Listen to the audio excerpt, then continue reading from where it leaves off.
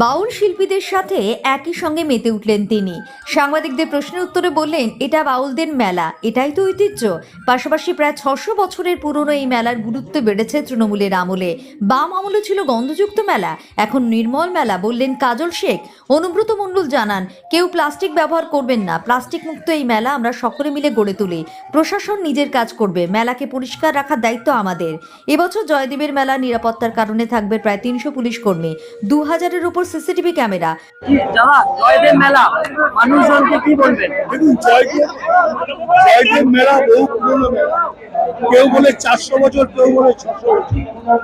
জয়দেবের মেলা একটা আলাদা গুণ আছে, সংক্রান্তিতে চান আছে, সুন্দর পরিবেশ, পুলিশ এবং প্রশাসন দুজনেই খুব ভালো কাজ করছে। এই মেলাটা ডিএম, এসডিও, বিডিও এরা দেখাশোনা করে। এখানকার পঞ্চায়েত সমিতির মেম্বার, সভাধিপতি, এখানকার যারা আছে, রবি মুর্মুর থেকে জেলা পরিষদের মেম্বার থেকে সবাই দেখাশোনা করে। সুন্দর পরিবেশ, ভালো সুন্দর মেলা, সবাই আনন্দ করে। দেখুন, বাউল একটা পুরোনো গান, বাউলের একটা আলাদা অস্তিত্ব আছে, আর বাউল আমি খুব ভালোবাসি। আজ এই উদ্বোধনী অনুষ্ঠানে উপস্থিত ছিলেন বীরভূম জেলা শাসক, পুলিশ সুপার, জেলা পরিষদের সভাধিপতি কাজল শেখ, SRDA-এর চেয়ারম্যান অনুব্রত মণ্ডল।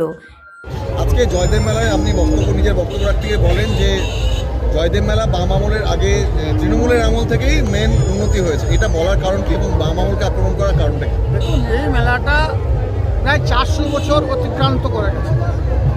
লক্ষ লক্ষ মানুষ, লক্ষ লক্ষ পুণ্যার্থী শুধু বাংলা নয়, ভারতবর্ষের বিভিন্ন প্রান্ত থেকে এই মেলা প্রাঙ্গণে এসে উপস্থিত হয়। ইতিহাস বলছে 1921 সালের আগে এই মেলাটা মাহন্তরা পরিচালনা করত। 1921 সালের পর বাম জামানায় বামফ্রন্ট সরকার এই মেলাটাকে নিজের হাতে নেয়, কিন্তু সেটা খাতা কলমে, কিছু কার্যকরী হয়নি।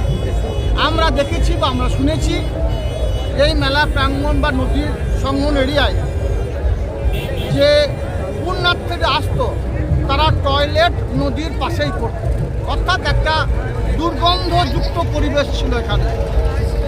2011 সালে মাননীয় মুখ্যমন্ত্রী মমতা বন্দ্যোপাধ্যায় সরকার আসার পরে এই জয়দেব কেন্দুলি মেলার আমূল পরিবর্তন হয়েছে।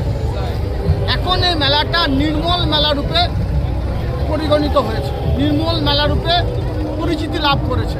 তার কারণ একটাই, আমরা দেখতে পাবেন এই মেলার সংলগ্ন এরিয়ায় প্রায় 200-রও অধিক বায়ো টয়লেটের ব্যবস্থা করা হয়েছে, পার্মানেন্ট টয়লেটের ব্যবস্থা করা হয়েছে, জল ইলেকট্রিক পরিষেবা ফ্রিতে দেওয়ার ব্যবস্থা করা হয়েছে।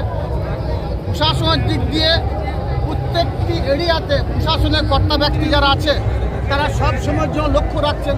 স্বভাবতই এই মেলার যে গুণগত মান, তার অনেক শ্রীবৃদ্ধি ঘটেছে। সেই জন্য একথা বললাম, বাম আমলে শুধু শাসন নামে শোষণ চলেছে, খাতায় কলমে কাজ হয়েছে, কার্যকরী কিছু হয়নি।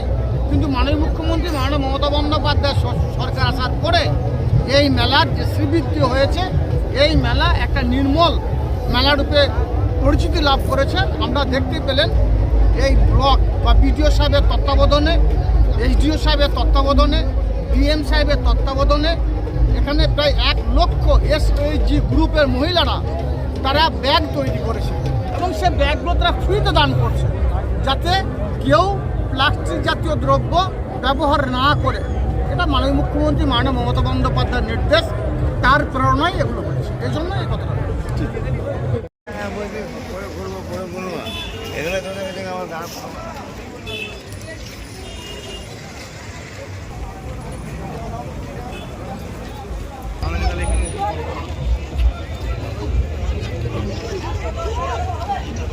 নেমে গেছে আমার।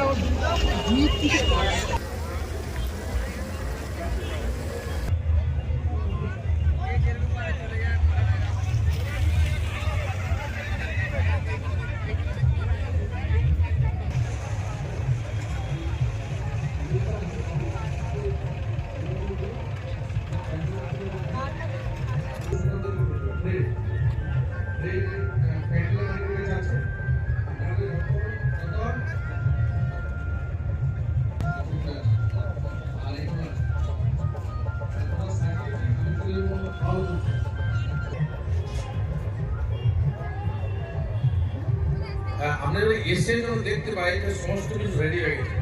আর বড় যদি বলে স্টার্ট করবে না, তাড়াহুড়ো করার চেষ্টা করবে, একদম তাড়াহুড়ো করবে আমাদের। এই কজন এসছে গাড়িটায়?